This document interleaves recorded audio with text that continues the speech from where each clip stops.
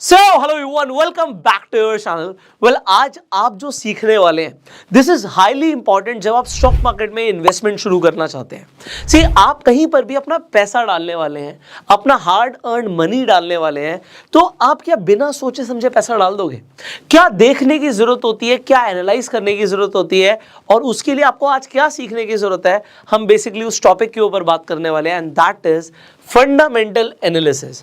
सी, basically जब आप invest करना चाहते हैं, दो चीजें इंपॉर्टेंट है। एक है फंडामेंटल एनालिसिस और दूसरी होती है टेक्निकल एनालिसिस। हम अभी आने वाली कुछ वीडियोस के अंदर टेक्निकल एनालिसिस को भी इन डेप्थ सीखने वाले हैं, पर अभी हम बात कर रहे हैं कि आप किस तरीके से किसी भी स्टॉक की फंडामेंटल एनालिसिस करो। अब फंडामेंटल एनालिसिस का शॉर्ट में बताऊं क्या मतलब होता है, इसे कॉम्प्लिकेट नहीं करते। सबसे पहले मुझे देखना है कि भाई जो भी मैं चीज खरीद रहा हूं, क्या वो मुझे सस्ते में मिल रही है या महंगे में मिल रही है। इसका मतलब क्या होता है, वॉरेन बफे बोलते हैं कि आप वैल्यू इन्वेस्टिंग करो। लोग आपको कंफ्यूज करेंगे बड़े बड़े टर्म्स बोल के। देखो, फंडामेंटल एनालिसिस के अंदर लोग आपको गाइड करेंगे कि आप वैल्यू इन्वेस्टिंग करो। अब वैल्यू इन्वेस्टिंग के लिए आपको बहुत टाइम लगाने की जरूरत नहीं है। वैल्यू इन्वेस्टिंग के लिए बस आपको इतना समझने की जरूरत है कि मैं जो भी बाय कर रहा हूं, मैं जो भी स्टॉक बाय कर रहा हूं, वो उस स्टॉक की इंट्रिंसिक वैल्यू से ऊपर बाय कर रहा हूं या नीचे बाय कर रहा हूं। देखो, दो चीजें होती है, एक होती है वैल्यू और एक होती है प्राइस। प्राइस वो है जो आप देते हो और वैल्यू वो है जो आपको मिलती है। And it is not just in stock market. See, मैं ओवरऑल बिजनेस की बात करता हूं। आप कहीं पर भी किसी भी चीज के लिए पैसा देते हो, चाहे आज वो गाड़ी हो या अपना हेयर कट आप करवाते हो। आपने हेयर कट के लिए पैसा दिया और आपको उसके बदले में वैल्यू मिली। अब आपको ये देखना, वैल्यू उस हिसाब से मिली नहीं मिली। किसी ने आपसे 50 रुपए हेयर कट के चार्ज करे और उसने आपको मजा दे दिया। उसने हेयर कट के बाद आपकी फ्री में मसाज भी करी, बाल काटने से पहले शैम्पू भी किया, आपको लगा यार वैल्यू बहुत अच्छी दी है, और 50 रुपए तो कुछ भी नहीं है। और किसी ने आपसे 500 रुपए लिए हेयर कट के और उसने आपको सेटिस्फाई भी नहीं किया, आपको मजा भी नहीं आया और हेयर कट भी बेकार हुआ। अब आप बोलोगे वैल्यू नहीं मिली। तो अब ये तो हुआ एक रियल लाइफ एग्जाम्पल वैल्यू का। पर जब आप कुछ खरीदने जा रहे हैं, अभी हम स्टॉक की बात करें, एग्जांपल आप कहते हैं कि मैं गोल्ड खरीदने जा रहा हूं। अब आपको गोल्ड में क्या पता लगता है कि मैं गोल्ड खरीद रहा हूं, मेरे पास एक प्रीशियस मेटल आ रहा है, आज वो मान लीजिए 50,000 का भाव है उसका 10 ग्राम का, तो आप 50,000 रुपए देके आज गोल्ड लेकर आ रहे हो। अब आपको कैसे पता आपने खरीदा महंगा या सस्ता खरीदा है? सी, यू डू नॉट नो। आपने प्राइस दिया, आपको वैल्यू मिली, आपको गोल्ड मिल गया। एक चीज यहां पर ये है कि क्योंकि आपको ये पता है कि गोल्ड का तो यार यूनिवर्सल वैल्यू सेम है। आजकल में थोड़ा बहुत फ्लक्चुएट डेफिनेटली कर सकता है, बट अगर मैंने आज 50,000 का खरीदा है तो वो 50,000 का बिक भी सकता है। स्टॉक के केस में भी ये है। पर कभी कभी हम क्या करते हैं, अब ये गोल्ड की जगह मैं रियल एस्टेट पे आ जाता हूं। अब आपको समझ आएगा, आपने एक प्रॉपर्टी 1 करोड़ रुपए की खरीदी, अब वो 1 करोड़ की है या नहीं है ये कैसे पता लगेगा? गोल्ड तो सबके पास सेम है, किसी भी ज्वेलर के पास जाओगे एक ही रेट देगा कोई भी। बट यहां पे जैसे ही आप आ जाते हो रियल एस्टेट खरीदने, चीजें बदल कैसे जाती हैं। एक प्रॉपर्टी आप 1 करोड़ की ले रहे हो, अब आप कहेंगे यहाँ पे बहुत सारी चीजें मैटर करती हैं। आप कहोगे लोकेशन मैटर करती है, उसके बाद आप कहोगे मान लीजिए आप कोई फ्लैट ले रहे हैं तो उसके भैया कंस्ट्रक्शन किस तरीके की हुई है वो मैटर करती है, उसका एरिया मैटर करता है, बहुत सारी चीजें मैटर करती है। तो ये बहुत सारी चीजें जो मैटर करती हैं, वो बहुत सारी चीजों की एनालिसिस आप करते हो और उसके बाद आप खरीदते हो। तो आपको ये पता लगता है कि मैं 1 करोड़ रुपए दे रहा हूं तो उसके बदले में मुझे वैल्यू क्या मिल रही है। और फिर उसके बाद आप क्या करते हो, सब कुछ देखने के बाद फिर आप पीयर कंपैरिजन करते हो। पीयर कंपैरिजन क्या होता है, और ये हम स्टॉक मार्केट में भी करने वाले हैं। पीयर कंपैरिजन क्या है कि भैया 1 करोड़ का फ्लैट यहां पे मिल रहा है और 1 करोड़ का फ्लैट 1 किलोमीटर दूर मिल रहा है, बट यार ये वाला फ्लैट ज्यादा अच्छा है, इसका साइज भी बड़ा है, इसमें 1 BHK मेरे को ज्यादा भी मिल रहा है, वो 3 BHK है। मान लीजिए आपको लगता है यार 4 BHK मिल रहा है मुझे तो, और यहाँ पे यार इसकी जो फेसिंग है नॉर्थ ईस्ट फेसिंग है, इसकी लोकेशन भी बेटर है, मार्केट भी पास है, स्कूल भी पास है, आपका हॉस्पिटल भी पास है, ये थोड़ा सा दूर है, यहाँ पे मेट्रो स्टेशन भी पास है। सो अब आपने बहुत सारे फैक्टर ऐड कर दिए और उसके बाद आपको ये क्या दिखता है, मैंने एक पीयर कंपैरिजन किया कि ये बेटर है। अब आप क्या करते हो, थोड़ा सा और सर्च करते हो, आपको पता लगता है एक और फ्लैट है वो 95 लाख में मिल रहा है और वो बिल्कुल बगल वाली बिल्डिंग में है, बाकी सारी चीजें सेम है। अब आप क्या करोगे, अब आप कहोगे यार 95 वाला बेटर है। अब ये आप कैसे पहुंचे कंक्लूजन पे, क्योंकि आपने कोई ना कोई एनालिसिस करी है। स्टॉक मार्केट में भी एक राइट कंक्लूजन पे पहुंचना जरूरी है कि हम 1 रुपया भी दे रहे हैं ना, वो हमारा फालतू का नहीं आया हुआ, हमने मेहनत से कमाया है। तो हम राइट इन्वेस्टमेंट करें। और वैल्यू इन्वेस्टिंग का मतलब क्या होता है, मैंने आपको शॉर्ट में बता दिया, आप सब कमेंट्स में लिख के बताओगे। वैल्यू इन्वेस्टमेंट का मतलब होता है, वैल्यू इन्वेस्टिंग का मतलब होता है जब आप किसी भी स्टॉक को, किसी भी एसेट को उसकी इंट्रिंसिक वैल्यू, जो उसकी वैल्यू है, उससे कम भाव में खरीद लेते हो। अब आपको एक झटके में, एक क्लिक में पता लग जाएगा। आज मैं इस वीडियो में बताऊंगा आपको कि आप एक सेकंड में चेक कर लोगे कि प्राइस इंट्रिंसिक वैल्यू से ज्यादा में मिल रहा है, कम में मिल रहा है, और ये होती है वैल्यू इन्वेस्टिंग। अब ये फंडामेंटल एनालिसिस का पार्ट 1 है कि हम वैल्यू इन्वेस्टिंग करें। पार्ट 2 क्या है? पार्ट 2 आ जाता है यार, चीज तो ऊपर में मिल रही है, इंट्रिंसिक वैल्यू से ऊपर में मिल रही है, तब भी उसका प्राइस बढ़ता जा रहा है। अब आपको लगेगा यार इंट्रिंसिक वैल्यू से तो कम प्राइस आ ही नहीं रहा, ये किस चीज के ऊपर डिपेंड करता है? अब मार्केट के अंदर कुछ रेशियोज होते हैं। इंट्रिंसिक वैल्यू आप आज खुद से शायद निकालने जाएंगे, आपको थोड़ा सा टाइम लग सकता है, इसीलिए मैंने आपको बोला मैं आपको एक क्लिक में बता दूंगा कि आपको कैसे चेक करना है। ये तो आपको पता लग ही जाएगा अब कि प्राइस जो है वो इंट्रिंसिक वैल्यू से ज्यादा पे है, कम पे है। कम पे है तो मेरे लिए सबसे पहला चेकलिस्ट है कि डन, मैं इसे खरीदना चाहूंगा। अब आ जाते हैं रेशियो एनालिसिस। अब रेशियोज कैसे बनते हैं? रेशियो देखो, मैं ना कुछ भी कॉम्प्लेक्स नहीं करूंगा। पहली बात तो मेरा कोई बैकग्राउंड है नहीं फाइनेंस से, और मैथमेटिक्स मुझे स्कूल में बहुत कम समझ आती थी, इसीलिए मैंने इंजीनियरिंग को ऑप्ट नहीं किया। ऑल्दो पढ़ाई करी, बट मुझे समझ आया यार ये नंबर्स मेरे दिमाग से ऊपर की चीज है। क्यों? क्योंकि मुझे सिंपल चीजें समझ आती हैं। सिंपल, कोई मेरे से सिंपलिसिटी से बात करेगा ना, मुझे समझ आएगा। तो यहां पे सिंपल चीजें समझनी है। रेशियोज बोल के मैं आपको कंफ्यूज नहीं करना चाहता, मैं आपको बेसिक चीजें बताऊंगा। आपको 3 रेशियोज हाईली इंपॉर्टेंट है चेक करने। अब वो 3 रेशियोज क्या हैं? सबसे पहले पीई रेशियो। आपको पीई रेशियो को समझना है। ये पीई रेशियो लोगों को बहुत कॉम्प्लेक्स लगता है, मैं आपको इतना आसान बना दूंगा, इसको अभी समझा दूंगा क्या होता है। पी रेशियो का मतलब है प्राइस टू अर्निंग रेशियो, अभी इसके ऊपर हम बात करेंगे। दूसरा रेशियो होता है PB ratio, price to book value. और एक तीसरा रेशियो आपको जो देखना है वो है डेट टू इक्विटी। ये 3 रेशियो इंपॉर्टेंट है, इसके अलावा बहुत सारे और रेशियोज हैं, बट एक बेसिक एनालिसिस के लिए ये तो मुझे चेक करना ही है। और एक रेशियो अगर मैं इसमें ऐड और कर दूं आपकी एक्यूरेसी बढ़ाने के लिए, तो वो होगा मेरे लिए करंट रेशियो। अब मैं आपको अभी समझा दूंगा, पहले आपको सिंपल लैंग्वेज में बताता हूं ये क्या होते हैं, उसके बाद मैं आपको डिटेल में भी समझा दूंगा। तो पी रेशियो का मतलब है प्राइस टू अर्निंग, मतलब जो आज मैं प्राइस दे रहा हूं उसके हिसाब से कंपनी कमा क्या रही है। हो सकता है वो प्राइस जो आज मैं पे कर रहा हूं वो इंट्रिंसिक वैल्यू से ज्यादा है, मतलब वैल्यू कम है बट प्राइस ज्यादा है, बट कंपनी कुछ ऐसा कर रही है कि उसकी अर्निंग बढ़ती जा रही है, और या फिर आने वाले टाइम में उसकी अर्निंग बढ़ने वाली है, क्योंकि share market is all about future. I am telling you, लोग कभी भी करंट मार्केट सिचुएशन को देख के इन्वेस्ट नहीं करते। फॉर एग्जांपल, आपको लगता है कि गूगल दुनिया की सबसे बड़ी कंपनी बनने वाली है। अब अगर आपको ऐसा लगता है, मार्केट को ऐसा लगता है, तो मार्केट क्या करेगा? मार्केट ज्यादा पीई देगा। ज्यादा पीई क्या देगा? मतलब प्राइस उसका ज्यादा हो जाएगा, क्योंकि एक्सपेक्टेशंस है कि अर्निंग बहुत ज्यादा हो सकती है। अब देखो, पी का मतलब है प्राइस अपॉन अर्निंग। मैं यहां पे लिख देता हूं, फिर इसे हटा दूंगा क्योंकि बहुत कुछ और भी लिखना बाकी है। तो आज अर्निंग कम है और प्राइस ज्यादा है। एग्जांपल के लिए आपको अर्निंग के लिए अर्निंग पर शेयर निकालना पड़ेगा, बट मैं इसे शॉर्ट में बता रहा हूं। मान लीजिए एक शेयर पे कंपनी कमा 10 रही है और उसका प्राइस 100 है, तो पी आ जाएगा 10 का, ठीक है। बट अगर प्राइस हो गया 1000, अब मार्केट ज्यादा पी देता है, कई शेयर्स को देता है, आप टेस्ला को देख लो, अडानी को देख लो, तो ज्यादा पीई देता है मार्केट, क्योंकि लगता है फ्यूचर में अर्निंग बढ़ सकती है। तो आज आपको दिखेगा यार पीई तो हो गया 100 का, बट अगर कल को अर्निंग बढ़ गई, अर्निंग ही 100 की हो गई, तो कल को ये 100 की जगह 10 का रह जाएगा पीई।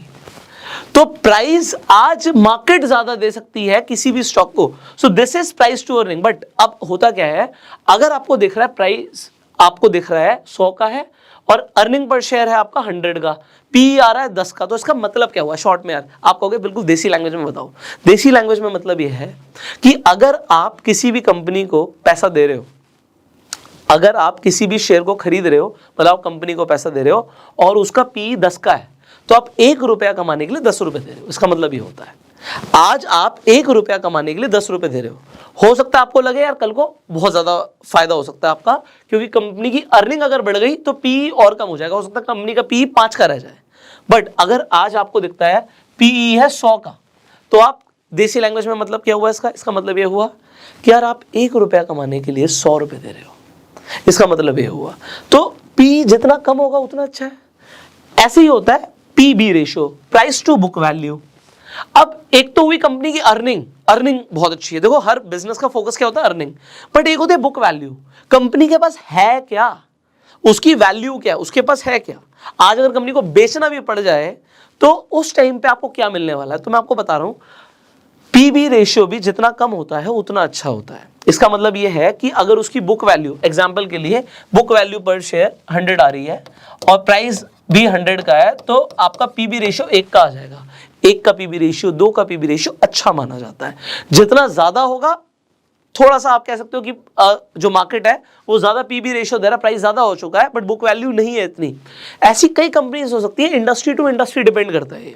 ऐसी कई कंपनीज हो सकती है जिनकी बुक वैल्यू बहुत ज्यादा ना हो। आईटी कंपनीज के साथ ऐसा होता है, बुक वैल्यू ज्यादा नहीं है बट प्राइस ज्यादा है, तो उसके अंदर और भी फैक्टर्स आ जाते हैं।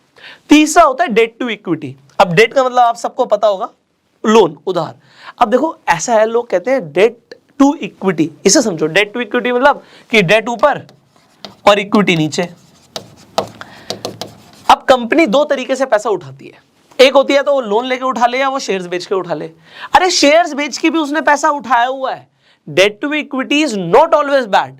क्यों? क्योंकि अगर मुझे मार्केट से पैसा चाहिए एक्सपेंशन के लिए, आज मेरे पास 2 फैक्ट्री थी, मुझे लगानी है 5 फैक्ट्री, और मुझे पता है 5 फैक्ट्री लगा के ना बहुत बढ़िया काम हो सकता है किसी नई चीज में। मान लो आप कहते हो ईवी के अंदर कोई कंपनी आज 2 फैक्ट्रीज है, उसके बैटरी बना रही है, कल को उसे 5 फैक्ट्री लगानी है। अब पैसा तो है नहीं, तो उसके पास 2 इलाज है, या तो शेयर्स बेच के पैसा आ जाए या फिर लोन लिया जाए। क्या लेना सही है? आप कहोगे ये तो डिपेंड करता है, बट ये डिपेंड ये करता है कि हमेशा डेट सस्ता मिलता है, लोन हमेशा चीप होता है, इक्विटी देना महंगा होता है। स्टार्टिंग में आजकल देख लो आप, स्टार्टअप कल्चर चल रहा है, हर किसी को इक्विटी के बदले में पैसा मिल जाए, फंडिंग मिल जाए, फंडिंग मिल जाए। बेसिकली स्टार्टिंग के अंदर लोन मिलेगा नहीं और इक्विटी के बदले में पैसा दे रहे हैं, तो क्या हुआ, आज आप देखिए जिन कंपनीज को बहुत ज्यादा भरोसा होता है ना अपने ऊपर, वो अपनी इक्विटीज जल्दी देती नहीं है। उन्हें पता है यार हम बढ़िया कर रहे हैं। एग्जाम्पल ज़ीरोधा, आप लोगों ने हो सकता है ज़ीरोधा पे अपना डीमैट अकाउंट खुलवाया हो, तो ज़ीरोधा ने इक्विटी दी नहीं। अगर जरूरत होगी एक्सपेंशन की तो लोन ले लेंगे। तो ये मैं आपको क्यों समझा रहा हूं, लोग कहते हैं डेट टू इक्विटी रेशियो कम होना चाहिए, मैं भी यही बोल रहा हूं कि कम होना चाहिए। कंपनी ने पहले इक्विटी देके पैसा लिया हुआ, फिर वो और अगर लोन लेती जा रही है तो वो थोड़ा सा गलत है। बट डेट लेना भी गलत नहीं है अगर डेट की रीपेइंग कैपेसिटी है। तो अगर डेट की रीपेइंग कैपेसिटी है कंपनी के पास, तो लोन लेना गलत नहीं, क्योंकि लोन सस्ता पड़ेगा। अगर आपने, एग्जांपल के लिए मैं ज़ीरोधा की बात कर रहा था, अगर आपने ज़ीरोधा पे अभी तक डीमैट अकाउंट नहीं खुलवाया तो लिंक डिस्क्रिप्शन कमेंट बॉक्स में है, आप आज ही जाके अपना डीमैट अकाउंट खुलवा सकते हैं। अगर आपको शेयर मार्केट में इन्वेस्ट करना है या फिर आपको ट्रेड करना है तो आपको एक डीमैट कम ट्रेडिंग अकाउंट चाहिए होता है। So Zerodha is a market leader, you can open your account. अब यहाँ पर हम डेट टू इक्विटी रेशियो की बात कर रहे थे, इसी पे आ जाते हैं। अब अगर किसी कंपनी का डेट टू इक्विटी रेशियो आपको दिखता है 2 का है या 10 का है या 20 का है, तो इससे क्या पता लगता है? सिंपल लैंग्वेज में बात करेंगे, इससे ये पता लगता है कि कंपनी ने 2 गुना लोन लिया हुआ है जितना उसने इक्विटी से पैसा उठाया हुआ है, तो लोन से डबल पैसा उठाया हुआ है। 10 है तो 10 गुना पैसा उठाया हुआ है। इक्विटी के कंपैरिजन में पैसा दोनों से उठाया हुआ है, पैसा दोनों से उठाया हुआ है, बट इक्विटी के कंपैरिजन में लोन ज्यादा लिया हुआ है कंपनी ने। बट लोन लेना इज नॉट ऑलवेज बैड, ये मैं आपको बता रहा हूं। रीपेइंग कैपेसिटी देखनी है, और उसके लिए जस्ट मैं आपको बताऊंगा, इसके ऊपर थोड़ा सा आपको टाइम देना पड़ेगा, वीडियो लंबी हो सकती है, बने रहो, क्योंकि जो मैं आपको समझा रहा हूं ना, लोगों को ये सीखने में ना बहुत टाइम लग जाता है। आप 50 वीडियो देखोगे ना, तब जाके आपको ये सिंपल चीजें लोगों ने कॉम्प्लेक्स बनाई हुई हैं। लोगों को लगता है शेयर मार्केट इन्वेस्टमेंट बहुत ज्यादा कॉम्प्लेक्स है यार। कोई मतलब बहुत पढ़ा लिखा इंसान होगा जिसने चार्टर्ड अकाउंटेंट किया हुआ है, MBA किया हुआ है, फाइनेंस के अंदर है, सिर्फ वही इस चीजों को समझ सकता है। यही तो मिथ तोड़ना है। मैं आपको यही बताना चाहता हूं कि मेरा खुद का बैकग्राउंड फाइनेंस से नहीं है, पर मैंने चीजों को जिस तरीके से खुद समझा ना, एक सिंपल लैंग्वेज में हर किसी को समझ आ सकता है, मेरा मानना है। इसीलिए मैं आपके लिए वीडियोस बना रहा हूं, आपको अच्छी लगे तो शेयर भी करना। सो डेट टू इक्विटी रेशियो कम होना चाहिए, ये हमारा आइडियल पॉइंट है। बट हम एक चेक और ऊपर लगाएंगे इसके ऊपर कि डेट कंपनी ने लिया हुआ है बट उसकी रीपेइंग कैपेसिटी क्या है, उसके लिए क्या करना है, I just tell you. Finally current ratio. अब एक करंट रेशियो क्या है? वेल, अकाउंट्स में जो लोग हैं उन्हें सब पता ही है करंट रेशियो क्या होता है, जिन्हें नहीं पता मैं बता देता हूं। Current assets upon current liabilities. आज का करंट हम बात कर रहे हैं, टोटल बात नहीं कर रहे, मतलब आज क्या, अभी हम करंट सिचुएशन की बात कर रहे हैं। करंट एसेट मतलब जिससे तुरंत पैसा आ सकता है, या करंट लायबिलिटीज मतलब जो पैसा तुरंत देना कंपनी को। तो assets, current assets upon current liabilities, ये फॉर्मूला होता है हमारा करंट रेशियो का। तो इसका मतलब क्या हुआ, अगर कंपनी के पास मान लो 20 करोड़ के एसेट्स हैं और कंपनी की 10 करोड़ की लायबिलिटी है, तो करंट रेशियो हमारा क्या आ जाएगा, 2 का आ जाएगा। 2 का रेशियो ठीक है, क्यों ठीक है, क्योंकि लायबिलिटी कम है, एसेट ज्यादा है। तो अब करंट रेशियो भी जितना ज्यादा उतना बढ़िया। अब यहां पे पी रेशियो जितना हमारे लिए कम उतना बढ़िया, पीवी रेशियो जितना कम उतना बढ़िया, डेट टू इक्विटी रेशियो ऐसा बोलते हैं आइडियली कि कम हो तो ज्यादा बढ़िया है, तो ये भी मैं लिख देता हूं, बट मैंने आपको बताया इसके ऊपर एक और चेक है कि रीपेइंग कैपेसिटी क्या है, और फाइनली करंट रेशियो जितना ज्यादा उतना बढ़िया। तो ये 4 रेशियोज आपको समझना जरूरी है और इससे आपकी एक बेसिक रेशियो एनालिसिस हो गई। बट अभी भी फंडामेंटल एनालिसिस कंप्लीट नहीं हुआ, क्यों, अभी हमने ये देखा हम सस्ते में खरीद रहे नहीं खरीद रहे, फिर कुछ रेशियोज देख के हमें समझ आया, अर्निंग समझ आ रही है, बुक वैल्यू समझ आ रही है, डेट समझ आ रहा है और कंपनी के एसेट्स अपॉन लायबिलिटीज समझ आ रही है। तो आपने काफी हद तक समझ लिया, बट अभी भी कुछ रहता है। अब क्या रहता है उसकी भी बात कर लेते हैं। तीसरी चीज आपको फंडामेंटल एनालिसिस में जो समझना है वो है कंपनी की बैलेंस शीट को पढ़ना। अब आप कहोगे सर ये क्या कह रहे हो, बैलेंस शीट को पढ़ना तो बहुत ही मुश्किल है, ये तो समझ ही नहीं आएगा हमें। मैं कह रहा हूं आप ही को समझ आएगा, अभी आप ही बताओगे मुझे। हमें बेसिक चीजें समझनी है। देखो हर बिजनेस का मेन फोकस क्या होता है, वो होता है प्रॉफिट जनरेट करना। तो देखो 2 चीजें होती है, लोगों ने कॉम्प्लेक्स टर्म्स लिए, टॉप लाइन बॉटम लाइन, लोगों को नहीं समझ आता क्या है। अरे 2 चीजें हैं यार, माल जो बिक रहा है उसे सेल्स कहते हैं या रेवेन्यू आना कहते हैं, ये होती है टॉप लाइन, और जो बच रहा है सब कुछ के बाद वो होता है कंपनी का प्रॉफिट, इसे बॉटम लाइन कहते हैं।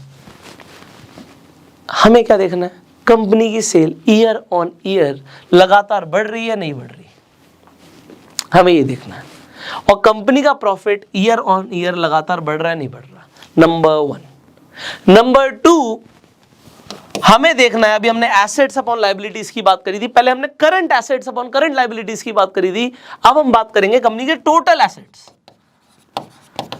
टोटल एसेट्स और टोटल लायबिलिटीज जो कंपनी की हैं वो ईयर ऑन ईयर उसमें क्या चेंज आ रहा है। एसेट हर साल बढ़ने चाहिए, लायबिलिटीज हर साल कम होनी चाहिए। अगर ऐसा हो रहा है तो कंपनी बढ़िया कर रही है, सिंपल। तीसरी चीज, हर कंपनी के पास कैश होना चाहिए। अगर मैं कोई बिजनेस कर रहा हूं तो मेरे पास कैश है नहीं है, तो ये इंपॉर्टेंट हो जाता है, खासकर बड़ी कंपनीज के लिए। लिस्टेड कंपनीज हैं, पैसा उठाया हुआ है गया कहां, कहीं तो होगा ना, या तो एसेट्स में होगा, कंपनी ने अपने बिजनेस में पैसा लगा रखा है तो उससे एसेट्स क्रिएट किए हुए हैं, एसेट्स में होगा पैसा, या फिर कंपनी में कैश भी तो होगा। कंपनी कितने कैश के साथ बैठी हुई है बहुत इंपॉर्टेंट होता है। तो मुझे तीसरा कैश फ्लो चेक करना है कंपनी का, cash flow year on year कैसा चल रहा है। अब देखो अगर कंपनी लगातार सेल बढ़ा रही है, प्रॉफिट बढ़ा रही है, एसेट्स बढ़ रहे हैं, लायबिलिटीज कम हो रही हैं और कैश फ्लो बढ़ रहा है, बस इसे ही कहते हैं बैलेंस शीट चेक करना।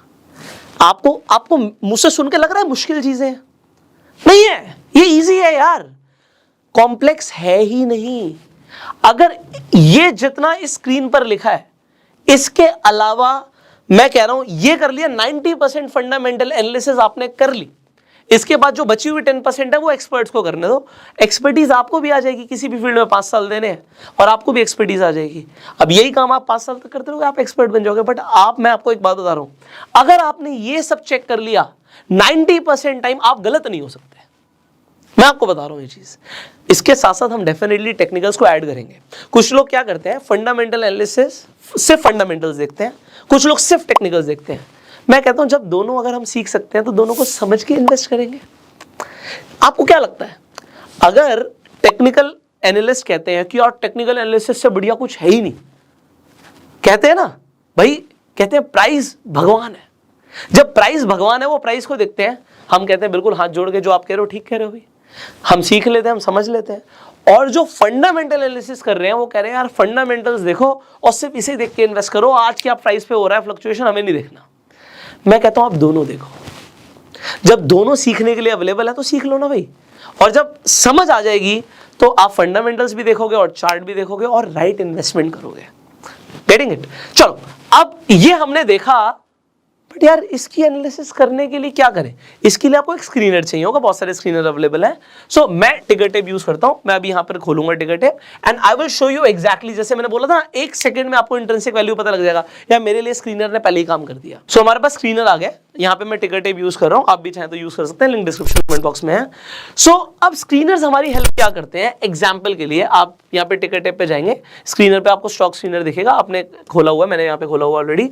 अभी इसे कैसे यूज करना है, इसके अंदर हमने रेशियो एनालिसिस भी करनी है, फिर बैलेंस शीट भी चेक करनी है, ये सब अभी हम करने वाले हैं। सो सबसे पहले मैं यहाँ पे एग्जाम्पल रिलायंस, सब रिलायंस का नाम सुनते हैं, अंबानी साहब का सब नाम सुनते हैं, तो एक बार अंबानी साहब की कंपनी को हम देख लेते हैं भाई, है ना। तो अब यहाँ पर मैंने बोला था 1 सेकंड में पता लग जाएगा कि इंट्रिंसिक वैल्यू से ऊपर है प्राइस है नीचे है। ये देखिए रिलायंस इंडस्ट्रीज का मैंने यहाँ पे आपके लिए टिकर टेप पे स्क्रीनर पे आके मैंने यहाँ पे खोल दिया, और यहाँ पे आपको चेकलिस्ट में, इन्वेस्टमेंट चेकलिस्ट में सबसे पहले दिखता है कि जो करंट प्राइस है वो इंट्रिंसिक वैल्यू से ज्यादा है। तो मेरे लिए कॉम्प्लेक्स चीज आसान हो गई, मुझे 1 सेकंड में पता लग गया यार जो प्राइस है ना वो वैल्यू से ज्यादा है। ओके, वैल्यू से ज्यादा है। मुझे और भी सारी चीजें दिख रही हैं, बहुत सारी चीजें हैं, बट जो बेसिक चीजें हैं हम स्टेप बाय स्टेप उन्हीं पे बात करेंगे। तो जो मेरा यहां पर एक पॉइंट था जो मुझे 1 सेकंड में चेक करना था, पहला चेकलिस्ट, जिस भी शेयर में मैं इन्वेस्ट कर रहा हूं मुझे चाहिए कि मैं इंट्रिंसिक वैल्यू से कम पे खरीद रहा हूं। अब मैं ये काम एक स्क्रीनर के थ्रू बहुत आसानी से कर सकता हूं। तो अब आप किसी भी स्टॉक में इंटरेस्टेड हो, अभी मैं आगे बढ़ूंगा किसी भी स्टॉक के लिए, आप कोई भी स्टॉक का नाम सर्च कर सकते हो। यहाँ पे एग्जाम्पल के लिए आप कहते हो जी मुझे इंटरेस्ट है आईटीसी में, सो हम यहाँ पे आईटीसी खोल देंगे। आज यहाँ पे आपको आईटीसी दिख रहा है कि भैया इंट्रिंसिक वैल्यू से ज्यादा है, अभी ये 250 के नीचे जब ट्रेड कर रहा था तो यहाँ पे इंट्रिंसिक वैल्यू से कम में मिल रहा था। तो क्योंकि मैं रेगुलरली देखता रहता हूँ इसलिए आपको बता रहा हूँ। तो यहाँ पे आज आपको दिख रहा है कि इंट्रिंसिक वैल्यू से ज्यादा पे है। आप कब खरीद सकते हो इसे, यहाँ पे मेरा पहला चेकलिस्ट है प्राइस इंट्रिंसिक वैल्यू से कम पे हो। तो मैंने आईटीसी खरीदा हुआ है 200 से भी कम के भाव में, 200 से भी कम के भाव में मैंने आईटीसी खरीदा हुआ, क्योंकि मेरी पहली चेकलिस्ट पे ये सबसे पहले, अभी मैं आगे की बात नहीं कर रहा और करूंगा सारी बातें, बट पहली चेकलिस्ट पे ओके था। अब क्योंकि मैंने इंट्रिंसिक वैल्यू से कम पे खरीदा हुआ है, पिछले 1 साल में देख सकते हो आईटीसी का ग्राफ ऊपर गया है। सो आप देख सकते हैं कुछ टाइम पहले 200 के आसपास का रेट था। सो अब 200 से भी पहले अगर किसी ने खरीदा हुआ है तो उसे एक अच्छी रैली का फायदा मिला। अब ये चेक करना कि ये प्राइस, आपको कैसे पता लगेगा कि ये स्टॉक भागेगा, कैसे पता लगेगा, हम फंडामेंटल एनालिसिस करेंगे। अब फंडामेंटल एनालिसिस में नंबर 1 पॉइंट है कि प्राइस इंट्रिंसिक वैल्यू से कम हो। अगर आप कहते हो कि मुझे आज आईटीसी खरीदना है, आप खरीद सकते हो, मैं कोई रिकमेंडेशन नहीं दूंगा, बट मेरा चेकलिस्ट है, आप अपना चेकलिस्ट बना सकते हो। मेरा चेकलिस्ट है कि यार मैं उस स्टॉक को तब खरीदता हूं जब वो अपनी इंट्रिंसिक वैल्यू से कम पे हो। This is point number 1 for me, कि इंट्रिंसिक वैल्यू से कम खरीद रहा हूं तो भैया वैल्यू इन्वेस्टिंग तो मैंने कर दी है। एग्जांपल ले लेते हैं भाई, मैं कई सारी कंपनीज को सर्च करता हूं, तो मैं कोई भी स्टॉक रिकमेंडेशन नहीं देना चाहता, ना मैं देता हूं, मैं आपको बता रहा हूं। एग्जाम्पल के लिए ये कंपनी ले लेते हैं। सो इस कंपनी का प्राइस आपको दिख रहा है एसएमसी ग्लोबल का 78.5 है। अब यहां पे अगर आप इन्वेस्टमेंट चेकलिस्ट देखो मेरी, तो मैं सबसे पहले कहता हूं इंट्रिंसिक वैल्यू से कम पर हो। अगर ये है, अब मैं आगे बढ़ूंगा। सो मेरा यार आप देखो सिर्फ 3 पैरामीटर्स थे फंडामेंटल एनालिसिस में, एक हो गया, एक पे टिक लग गया। अब भाई साहब दूसरी चीज है, अब ये रेशियो एनालिसिस की बात कर रहे हैं हम। अब ये रेशियो एनालिसिस क्या होती है, मैंने बोला सिर्फ 4 रेशियो देखने हैं, एक पी रेशियो देख लो, एक पीबी देख लो, एक डेट टू इक्विटी देख लो, एक करंट देख लो। आज वो देख ही लेते हैं क्योंकि देखना बहुत जरूरी है। अब आप खुद से कर रहे हो फंडामेंटल एनालिसिस, बस मेरे साथ कर रहे हो, और किसी भी कंपनी के लिए कर सकते हो। इनफैक्ट अगर आपने किसी कंपनी में पैसा लगाया हुआ है तो जरूर करना, क्योंकि जब लगाया था तब फंडामेंटल एनालिसिस करी नहीं थी। आज नुकसान हो सकता हो रहा हो, तो और ज्यादा ना हो सकता है ठीक टाइम हो बाहर निकलने का, ये भी इंपॉर्टेंट है। अब यहां पर दूसरी चीज देखते हैं, थोड़ा सा मैं यहां पर नीचे करूंगा, स्क्रॉल डाउन करूंगा, तो यहां पे कुछ दिख रहा है मुझे पी रेशियो दिख रहा है 4.74 का। ओके, ये ज्यादा है कम है, इंडस्ट्री वाइज डिपेंड करता है। अभी मैं पीयर कंपैरिजन भी करूंगा, बट यस ज्यादातर लोग आपको ये बोलेंगे कि अगर किसी भी कंपनी का पी 20 से नीचे होता है तो जनरली अच्छा होता है। आज मैं, आप समझिए, पैसा लगा रहा हूं, तो ये जो मैं पी रेशियो देख के पैसा लगा रहा हूं, मुझे दिख रहा है 20 से कम का है, तो मेरे लिए अभी एक राइट टिक है। पीवी रेशियो मैंने आपको बताया, ये भी जितना कम हो उतना बढ़िया होता है। प्राइस टू बुक वैल्यू, तो बुक वैल्यू ज्यादा है, प्राइस कम है। अच्छा, कई लोगों का सवाल आएगा कि सर हमें किसी कंपनी का पी रेशियो नेगेटिव में दिख रहा है। एग्जांपल दिखा रहा हूं आपको, फिर हम इसी स्टॉक की दोबारा एनालिसिस कर लेंगे। एग्जांपल जोमेटो पे आ जाओ, तो मैं जोमेटो पे आ गया, ओके, पी रेशियो के लिए इनसफिशिएंट डाटा है, बट आपको दिखता है पी रेशियो -42 है। अभी माइनस का मतलब क्या है? देखो, माइनस का मतलब यह है प्राइस तो कभी भी नेगेटिव नहीं हो सकता, तो प्राइस तो मुझे दिख रहा है 62 रुपए का है, बट अर्निंग नेगेटिव में हो सकती है। तो अगर मैं यहीं पे इसकी एनालिसिस करूं, सो अगर मैं फाइनेंशियल्स में जाऊंगा, अभी हम बैलेंस शीट की बात कर रहे थे, तो अगर कंपनी प्रॉफिट नहीं बना रही, नेट इनकम देख रहे हो आप माइनस में दिख रही है, अगर नेट इनकम कंपनी की आपको दिख रहा है कि लॉस हो रहा है, तो उसका पी रेशियो नेगेटिव में आएगा। बट इंपॉर्टेंट क्या है, इंपॉर्टेंट चीजें समझानी जरूरी है। पी रेशियो नेगेटिव में हो सकता है, पी बी रेशियो नेगेटिव में नहीं हो सकता, तो बुक वैल्यू कुछ ना कुछ तो होगी। बुक वैल्यू 3 की है, अब ये ज्यादा है कम है आप बताएंगे। वैसे आपको समझ आ रहा है कि पी बी रेशियो के हिसाब से देखें तो 3 का बुक वैल्यू गलत नहीं है, ठीक है, ये गलत नहीं है। तो बुक वैल्यू है कंपनी के पास, प्राइस आज 3 गुना ज्यादा है उसकी बुक वैल्यू से, ये अलग बात है, तो वो मार्केट देता है।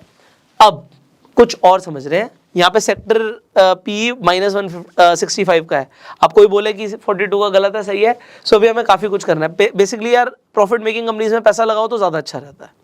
सो एक अभी हम एनालिसिस कर ही रहे थे आपके साथ, एक सेकेंड, कुछ और खोल लिया हमने, so just a second, okay. So मैं शेयर की बात कर रहा हूँ एग्जाम्पल के लिए। अब मुझे कैसे पता लगेगा, ये मैंने बोला 20 से कम होता है बढ़िया होता है, तो मैं यार एक पीयर पी देखना चाहता हूं, उस सेक्टर का पी क्या है। यहां पे आपको सेक्टर का पी भी दिख रहा है 20 है, सॉरी पी दिख रहा है 20 है, 20 का पी सेक्टर का है। ये कंपनी अभी क्या बिजनेस में है, ये एक एडवांस फंडामेंटल एनालिसिस की बात होगी। जो मैंने बोला 10% चीजें रह गई हैं, वो 10% में क्या आता है ये भी मैं आपको बता देता हूं। एक इंपॉर्टेंट ये आता है, मैं बता देता हूं, वो आप लिख लो, नोट्स बना लो। सारा तो मुझे भी नहीं पता, मैं आपको क्लियर बोल सकता हूँ, मैं कोई एक्सपर्ट नहीं हूँ, बस जितनी चीजें मुझे समझ आती है मैं आपको वो बता सकता हूँ। आपको क्या देखना होता है, सबसे पहले उस कंपनी का बिजनेस क्या है, उस बिजनेस की एक्चुअल में मार्केट में नीड है भी नहीं है। फिर आपको उस बिजनेस का फ्यूचर पर्सपेक्टिव देखना होता है कि फ्यूचर में वो बिजनेस कैसा करेगा। एग्जांपल, आप कोल इंडिया लिमिटेड की बात करते हो, तो आज वो बिजनेस क्या कर रही है, पब्लिक सेक्टर की कंपनी है, आपको समझ आ रहा है, तो गवर्नमेंट की कंपनी कोल इंडिया की बात कर रहे हैं हम, आज उनका बिजनेस कोल के ऊपर डिपेंड करता है, बट आने वाले टाइम में लोग रिन्यूएबल एनर्जीज के ऊपर ज्यादा जा रहे हैं। तो एक अभी उसकी भी एनालिसिस मैं करने वाला हूं, तो मुझे फ्यूचर भी देखना है। अगर आप फ्यूचर ओरिएंटेड की बात करोगे, अडानी ग्रीन का शेयर भाग रहा है क्योंकि लोगों को दिख रहा है फ्यूचर है, टेस्ला का शेयर भाग रहा है क्योंकि लोगों को लगता है फ्यूचर है। तो बिजनेस क्या है, उसकी जरूरत कितनी है, भाई गाड़ी बनाती है टेस्ला, गाड़ी तो मारुति भी बनाती है, बट टेस्ला बहुत ज्यादा हाइप्ड क्यों है, क्योंकि फ्यूचर आपको देखना जरूरी होता है। ये कुछ चीजें आपको देखनी है। दूसरा, वो कंपनी जो भी कर रही है उसकी उस बिजनेस के अंदर मोनोपोली है या नहीं है। अगर कोई भी कंपनी बिजनेस कर रही है उसकी मोनोपोली है, एग्जाम्पल आईआरसीटीसी की बात करो, दूसरा कौन है भाई मार्केट में। अगर हम ट्रेन की बात कर रहे हैं, रेल की बात कर रहे हैं, तो इस बिजनेस के अंदर इंडिया के अंदर आईआरसीटीसी और कोई है ही नहीं, तो ये मोनोपोली बिजनेसेस हो जाते हैं। ठीक है, तो मोनोपोली बिजनेसेस को डेफिनेटली एडवांटेज मिलती है। तीसरी चीज क्या देखनी होती है, कॉम्पिटिटर्स। भाई ऐसा ना हो कि कंपनी का जो कॉम्पिटिटर हो ना वो इतना तगड़ा हो, इतना तगड़ा हो, देखो जिसकी मोनोपोली है वो तो सबसे तगड़ा है, बट अगर आप कोई ऐसे बिजनेस में उसमें कॉम्पिटिटर्स हैं और सामने वाली कंपनी इतनी तगड़ी है कि यार इसे टिकने नहीं देगी। एक एग्जांपल देता हूं, ये कैसे आप देखोगे, एक कंपनी का आपको यहाँ पे मार्केट कैप देखना होता है और दूसरा आपको क्या देखना होता है, सेल्स रेवेन्यू क्या आ रहा है। एक कंपनी का सेल्स और कैश फ्लो, ये दो चीजें बहुत इंपॉर्टेंट है। आपको दिख रहा है एक कंपनी का सेल्स आ रही है 200 करोड़ रुपए की, और एक कंपनी जिसमें आप पैसा लगा रहे हो उसका 20 करोड़ है। अब बाकी सारी चीजें तो इंपॉर्टेंट है ही, जो पहले भी बताया वो भी इंपॉर्टेंट है। और एग्जांपल के लिए इस कंपनी के पास 1000 करोड़ का कैश पड़ा हुआ है और उसके बाद 15 करोड़ का कैश पड़ा हुआ है। तो होता क्या है, जिस कंपनी के पास सेल ज्यादा आ रही है उसके पास नेटवर्क ज्यादा होता है, उसके कनेक्शन ज्यादा होते हैं। इंडिया के अंदर वैसे अब इसे आप समझ लेना खुद ही, पॉलिटिकल सपोर्ट नाम की भी एक चीज होती है। तो जिस बिजनेस के साथ अगर थोड़ा सा ऐसा हो गया तो शेयर्स भागते हैं। ठीक है, ये आगे की एनालिसिस है। आपको देखना है जो बिजनेस चल रहा है उसे कौन सी पार्टी के साथ थोड़ा सा कनेक्शन है, तो आप समझ रहे होंगे। ऐसे ग्रुप ऑफ शेयर्स भी है जो बहुत तेजी से भाग रहे हैं, बट इसे हम सब इनडायरेक्टली रख सकते हैं, डायरेक्टली हम बात नहीं कर सकते। But yes, political support it is not just in India, all over world. तो अगर कोई भी बिजनेस ऐसा है जिसे कहीं ना कहीं थोड़ा सा भी पॉलिटिकल सपोर्ट है, उस शेयर के भागने की प्रोबेबिलिटी बहुत ज्यादा बढ़ जाती है। और फिर एक कंपनी का 15 करोड़ अकाउंट में पड़ा हुआ है, एक के पास 1000 करोड़ अकाउंट में पड़ा हुआ है, तो अगर वो बिजनेस करने निकलेंगे तो 1000 करोड़ वाला ना 15 करोड़ वाले को कुचल देगा, खत्म कर देगा। तो ये भी देखना जरूरी होता है। बट क्योंकि आप बिगनर हो सकता है ज़्यादातर लोग बिगनर हो, तो आप बस इतना देख लो, ये इंपॉर्टेंट है। क्योंकि अगर आप इस तरीके से इन्वेस्टमेंट करोगे, आप 10 में से 8 बार अच्छी कंपनीज ही चूज करने वाले हो, ठीक है। सो दिस इज इंपॉर्टेंट। मैं अगेन, मुझे फर्क नहीं पड़ता यार मेरी वीडियो लेंदी बनती है, हो सकता है बहुत लिमिटेड लोग इन वीडियोस को देखें, पर मुझे इस चीज से बहुत फर्क पड़ता है, जो लिमिटेड लोग इन वीडियोस को देख रहे हैं ना, उनको वैल्यू मिलनी चाहिए। उनको ऐसा ना लगे यार हम एक वीडियो देखने भी आए थे और टाइम वेस्ट हो गया। उनको ये होना चाहिए यार चाहे 1 घंटे की वीडियो थी पुष्कर की, बट हमें सीखने को मिला। कई सारी वीडियोस हो सकती हैं ऐसी कि जिसमें आप गए और आपको लगे यार मैंने इतना टाइम भी दिया और मजा नहीं आया। तो मेरी वीडियो कोई एंटरटेनमेंट के लिए नहीं है, मैं कोई कॉमेडी नहीं कर रहा यहाँ पे, क्योंकि जो मैं आपको सिखा रहा हूँ ना, आपका पैसा पहले तो बचेगा और फिर बनेगा भी, और बचाना ज्यादा जरूरी है मेरे लिए। वॉरेन बफे का पहला रूल है प्रोटेक्ट योर कैपिटल। तो अब यहाँ पर मैं जो एनालिसिस कर रहा था मैं उसे कंटिन्यू करता हूँ। सो मुझे यहाँ पे दिख रहा है कि यार पी रेशियो 4.74 का है, पीबी रेशियो भी ठीक है 0.89 का है, डिविडेंड यील्ड। अब ये क्या होती है, देखिए अभी यहाँ पर ना अगर आपको समझना है ये सब चीजें, मैंने एक तो रेशियो एनालिसिस के लिए एक डिटेल में वीडियो बनाई हुई है, आई बटन पे लिंक है, आप जाकर उसे देख सकते हैं। तो मैंने ऑलरेडी टाइम लगाया हुआ है, तो शॉर्ट में मैं यहाँ पे बता रहा हूँ क्योंकि ये क्रैश कोर्स के अंदर आप अभी हैं और आपको back to back valuable videos मिलनी है। सो जो हाईली इंपॉर्टेंट है हम उसे डिस्कस कर रहे हैं, इंपॉर्टेंट तो फिर बहुत कुछ है। तो डिविडेंड यील्ड का सिंपल सी मतलब है कि कंपनी डिविडेंड कितना दे रही है। तो अब कुछ लोग बोलेंगे डिविडेंड ज्यादा अच्छा होता है, डिपेंड करता है आप किस तरीके के पर्सन हो। देखो कंपनी ना 2 तरीके से यहाँ पर आपको, एक तो या तो डिविडेंड देगी, अगर वो डिविडेंड नहीं दे रही, एग्जांपल गूगल डिविडेंड नहीं देता, तो अगर गूगल डिविडेंड नहीं देता तो वो पैसे को रखता है क्योंकि उसे लगता है लोगों को पहले ही पता होता कि उनको हम पैसा दे रहे हैं वापस, उसके बाद भी वो कहीं ना कहीं इन्वेस्ट करेंगे। तो अगर उन्हें इन्वेस्टमेंट आता तो हमें क्यों पैसे देते, उन्होंने हमें दे दिया तो हम ही खुद ही इन्वेस्ट करके कंपनी को बड़ा कर देंगे। तो या तो कंपनी अपने पास ही पैसे रखती है कंपनी को बड़ा करने के लिए, उससे कंपनी का शेयर प्राइस बढ़ जाता है। और अगर आप बहुत सारी कंपनीज देखेंगे, आप ओएनजीसी देखेंगे, इंडियन ऑयल देखेंगे, उनका डिविडेंड आपको यील्ड बहुत ज्यादा देखेगा। कोल इंडिया की मैंने बात करी थी, तो कोल इंडिया का डिविडेंड यील्ड, हम कोल इंडिया की बात कर रहे थे तो मैं खोल ही देता हूँ क्योंकि एनालाइज तो आप कर ही रहे हैं। ये देखिए हमने कोल इंडिया की बात करी, अब ये वो 10% वाला पॉइंट यहाँ पे इंपॉर्टेंट है, इंट्रिंसिक वैल्यू से कम पर है भाई। पीई 8.33 का है, इंडस्ट्री पीई 13 का है, कम है। पीबी रेशियो 3.30 का, मतलब प्राइस बुक वैल्यू से ज्यादा का है। डिविडेंड यील्ड, डिविडेंड बहुत अच्छा दे रही है कंपनी, 7.25% का है।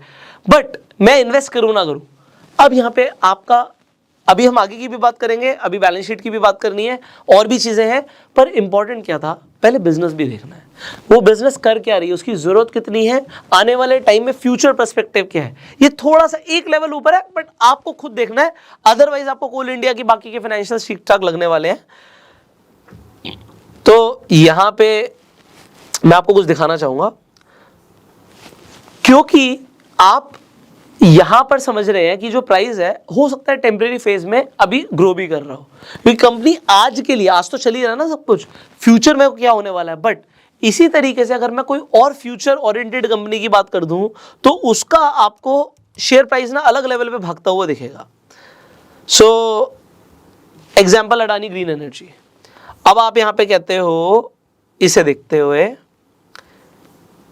या इसे देखते हुए, ओके, सो प्राइस कहां पे 66 रुपीज था और इसने हाई जो मारा हुआ है वो आपको दिख रहा है भैया 3000 रुपए का मारा हुआ है। तो आपको दिख रहा है इंट्रिंसिक वैल्यू से इस वक्त बहुत ज्यादा है, तो इन्वेस्टमेंट तो मैं आपको बिल्कुल सजेस्ट नहीं कर रहा, बस मैं आपको एक पॉइंट बता रहा हूं, जो मैंने आपको पॉइंट बताया था।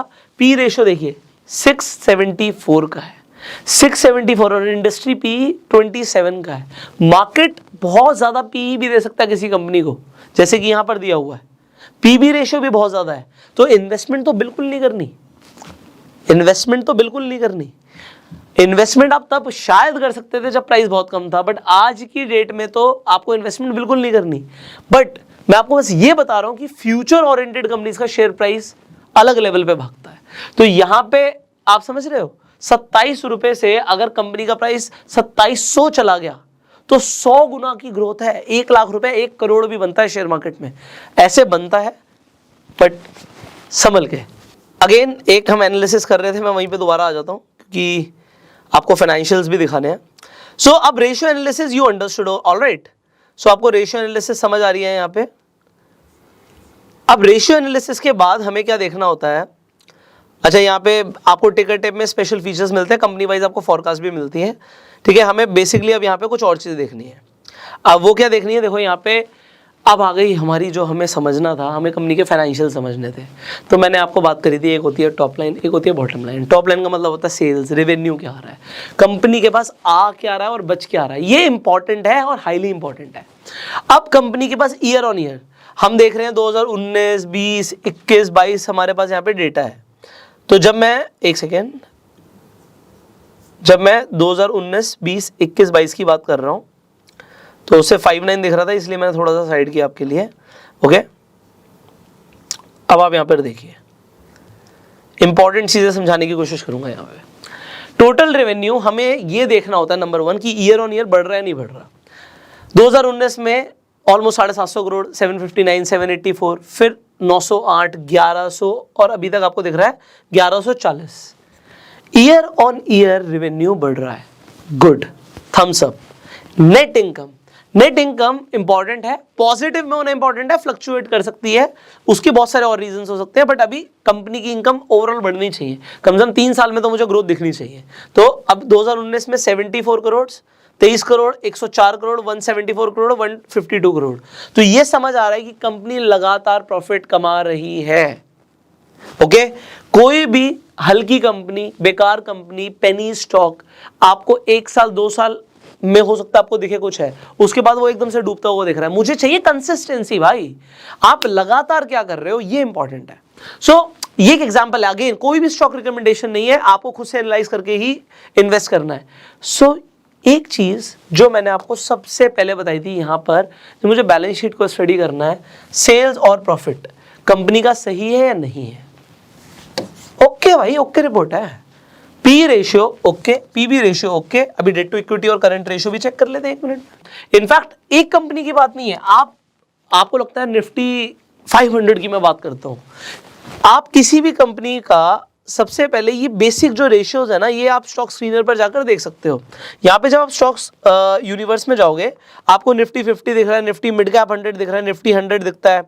आप निफ्टी 500 के अंदर भी अगर आप देखना चाहते हो, मैंने यहाँ पे निफ्टी 500 सेलेक्ट किया हुआ है, सो आप यहाँ पे फिल्टर डाल लो। आपको मैंने बोला कि हमें यहाँ पर क्या क्या चाहिए, हमें एक डेट टू इक्विटी चाहिए, मैंने लिया हुआ है डेट टू इक्विटी ऑलरेडी, और मुझे एक चाहिए होता है इंटरेस्ट कवरेज रेशियो। मैंने आपको बोला था कि कंपनी की पावर क्या है इंटरेस्ट पे करने के लिए। देखिए इंटरेस्ट कवरेज रेशियो हमने लिया हुआ है, और एक मुझे चाहिए था करंट रेशियो, तो करंट रेशियो भी लिया हुआ है। अब करंट रेशियो मैंने आपको बताया था जितना ज्यादा उतना बढ़िया।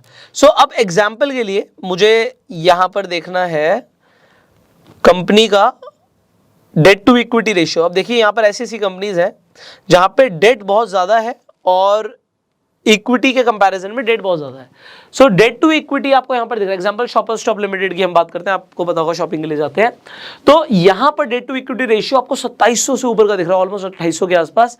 उसके बाद करंट रेशियो क्या देखना होता है कि लाइबिलिटी ज्यादा है, एसेट ज्यादा है। सो अगर एसेट ज्यादा होता तो 1 से ऊपर होता, अभी लाइबिलिटी ज्यादा है तो 0.77 दिख रहा है। और इंटरेस्ट कवरेज रेशियो भी हमारा ज्यादा होना जरूरी है, यहाँ पे 0.53 का मतलब जितना इंटरेस्ट लिया हुआ है उसके हिसाब से इनका इंटरेस्ट कवरेज रेशियो ठीक नहीं है। और अगर मैं यहां पे एक छोटी सी एनालिसिस करना चाहूं, कोई भी स्टॉक आपके सामने खुला हुआ है, आपको बेसिक एनालिसिस करनी बहुत जरूरी है। सो आपको दिख रहा है इंट्रिंसिक वैल्यू से अभी प्राइस ज्यादा है, तो आप इस शेयर को नहीं खरीदोगे। देन बिजनेस देखना, फ्यूचर देखना, मोनोपोली देखनी, बहुत सारी चीजें हैं। तो ये आपको कैसे पता लगेगा, मैंने आपको ये बता दिया। अब हम आ जाते हैं फाइनेंशियल्स पे। ओके, एक एग्जाम्पल इसी कंपनी की हम बात कर रहे थे। सो फाइनेंशियल्स में हमने एक चीज समझ ली थी, वो थी सेल्स एंड प्रॉफिट। उसके बाद इनकम में आ गई सेल्स एंड प्रॉफिट। अब बैलेंस शीट का जो दूसरा पार्ट था हमारा, वो था हमारा कि कंपनी के पास टोटल एसेट्स और टोटल लायबिलिटीज कितनी है और उनका ईयर ऑन ईयर क्या चल रहा है। सो अगर मैं एसेट्स की बात करूं तो यहां पे हम टोटल एसेट्स देख रहे हैं, हम ये एसएमसी के एग्जांपल के लिए बात कर रहे हैं। सो टोटल एसेट्स आपको दिख रहा है 2350 करोड़, 1800 करोड़, 2300 करोड़ और almost 2900 crore. So year on year ठीक है, मुझे ग्रोथ दिख रही है, कुछ ड्रास्टिकली कम नहीं है, बट लायबिलिटीज बढ़ रही है, कम हो रही है। सो लायबिलिटीज यहां पर 1600 करोड़, फिर कम हुई 1900 करोड़, 1600 करोड़, 2000 करोड़। सो अब अगर आपको एक बेसिक चीज देखनी हो कि एसेट ज्यादा है, लायबिलिटी ज्यादा है, सो आप एसेट्स कहेंगे 3000 करोड़ के हैं और 2000 करोड़ की लायबिलिटी है। लायबिलिटी अगर और कम हो जाती है कंपनी के लिए और अच्छा है। ये एनालिसिस है, अगेन आपको खुद से चेक करना आप जिस भी कंपनी में पैसा लगा रहे हो। सो फिलहाल के लिए again a green list, because green check है यहाँ पे, एसेट ज्यादा है, लाइबिलिटीज कम है, बट अगर लाइबिलिटीज बढ़ गई तो एकदम से मेरे लिए क्रॉस लग जाएगा, ठीक है। तो मुझे ऑल द टाइम चेक करना होता है। आप जिस भी कंपनी में इन्वेस्ट कर रहे हो, सी शेयर का प्राइस आपका ऊपर जा रहा है, आप कुछ नहीं चेक करोगे, आपको चेक तब करना है जब आपको ये देखना है कि कम हो रहा है, क्या हो रहा है। अगर कम हो रहा है तो एक और इंपॉर्टेंट चीज आ जाती है जो कि होती है प्रमोटर की प्लेजिंग क्या है। अब ये प्लेजिंग क्या चीज आ गई? प्लेजिंग का मतलब होता है, देखो जो प्रमोटर्स होते हैं, मतलब प्रमोटर का मतलब क्या होता है, देखो कंफ्यूजिंग टर्म्स हैं ये सब। अब हम क्या करते हैं, हम जब कोई बिजनेस शुरू करते हैं तो हम अकेले होते हैं। किसी ने कोई मिठाई की दुकान खोली तो वो खुद चला रहा है ना, यहाँ पे टेक्निकल टर्म में उसे प्रमोटर बोल देते हैं। मतलब जिन्होंने कंपनी शुरू करी है वो प्रमोटर्स हैं, उनके पास इक्विटी होती है, उनको होल्डिंग्स होती है शेयर्स की। अगर वो चाहे तो अपने शेयर्स एकदम से बेच भी सकते हैं या उसके बदले में पैसा उठा सकते हैं। अच्छा, कोई शेयर के बदले में पैसा कब उठाएगा? जब उसे मार्केट से पैसा नहीं मिल रहा। सो ज्यादा प्रमोटर की जो शेयर्स हैं उनकी प्लेजिंग होना अच्छा नहीं होता। सो यहाँ पे आपको ये भी दिख जाएगा, आप होल्डिंग्स पे जब जाओगे, आप ये स्क्रीनर पे बहुत आसानी से देख सकते हो कि जो प्रमोटर ने जो उसकी होल्डिंग्स हैं वो बढ़ रही है या कम हो रही है, और प्लेजिंग बढ़ रही है या कम हो रही है। इंपॉर्टेंट चीज, पिछले 6 महीने में प्रमोटर की होल्डिंग बढ़ी है, मतलब प्रमोटर अपने ही शेयर खरीद रहा है। कोई बंदा अपने ही शेयर क्यों खरीदता है? क्योंकि अगर उसे लगेगा कि कंपनी में पोटेंशियल है, या इस वक्त ठीक है यार मैंने पहले शेयर्स दिए थे, अब मैं दोबारा अपने ही शेयर्स खरीद लेता हूं। ये बहुत इंपॉर्टेंट चीज है, एडवांस हो रहा है अब ये फंडामेंटल एनालिसिस का एक लेवल ऊपर का वर्जन है, but yes it is important to learn. और अगर प्लेजिंग बढ़ रही होती तो तुरंत रेड फ्लैग आ जाता मेरी तरफ से, बट प्लेजिंग कम हो रही है, प्रमोटर की होल्डिंग्स जो है, जो प्लेज्ड है वो इनसिग्निफिकेंट है लिखा हुआ है, दिस इज इंपॉर्टेंट। तो शेयर होल्डिंग पैटर्न को देखिए। पहली बात तो अभी इस कंपनी के अंदर, चलो एक और एडवांस लेवल पे जाते हैं। जैसे ही किसी भी कंपनी के अंदर म्यूचुअल फंड्स या फॉरेन इंस्टीट्यूशनल इन्वेस्टर्स एंटर करते हैं, उसका शेयर भागेगा, बहुत तेजी से भागेगा। क्यों भागेगा? क्योंकि जब कोई फॉरेन इंस्टीट्यूशन आके पैसा डालता है, जनरली वो बड़ा पैसा डालते हैं, म्यूचुअल फंड हाउस बड़ा पैसा डालते हैं, शेयर भागता है, और फिर दिखता है उन इस फॉरेन इंस्टीट्यूशन ने या म्यूचुअल फंड हाउस ने इस शेयर में पैसा लगाया हुआ है, तो और लोग भी पैसा लगाते हैं। अगर आप किसी कंपनी का, ये अगेन एग्जांपल आपको खुद से एनालाइज करना है, ठीक है, 4000 से ऊपर आपको कंपनीज देखेंगे एनालाइज करने के लिए, खुद से एनालाइज करना है। अगर किसी शेयर के अंदर आज की डेट में म्यूचुअल फंड्स नहीं घुसे हुए या फॉरेन इंस्टीट्यूशन नहीं घुसे हुए और बाकी सब कुछ सही दिख रहा है, बाकी सब कुछ सही दिखना इंपॉर्टेंट है। अगर बाकी सब कुछ बेकार दिख रहा है फिर तो ये तो बिल्कुल ही बेकार है, फिर तो वो घुसेंगे ही नहीं। बट आप ये देखो, अगर सब कुछ सही दिख रहा है और आज वो नहीं घुसे, तो आपने उस कंपनी को कब पिक किया है? जब सही समय था। अब एक चीज और देखनी होती है, जिसमें ऑलरेडी घुस जाए उसमें उनकी जो इन्वेस्टमेंट्स है बढ़ रही है नहीं बढ़ रही। फॉरेन इंस्टीट्यूशन इन्वेस्टर्स इसके अंदर सिर्फ 1% उनकी होल्डिंग है और वो लगातार अपनी होल्डिंग बढ़ा रहे हैं, कम नहीं कर रहे, which is very good. Next, promoter की होल्डिंग बढ़ रही है कम हो रही है? 62%, 62.35, 37, 62.95, 63.88 एंड देन 67.39। अभी आपको दिख रहा है कि ये कम नहीं हो रही, ग्रीन साइन होता है ये। और डोमेस्टिक इंस्टीट्यूशंस अभी नहीं घुसे हैं, म्यूचुअल फंड्स नहीं घुसे हैं, इंपॉर्टेंट है। ओके, सो ये भी हमने समझ लिया।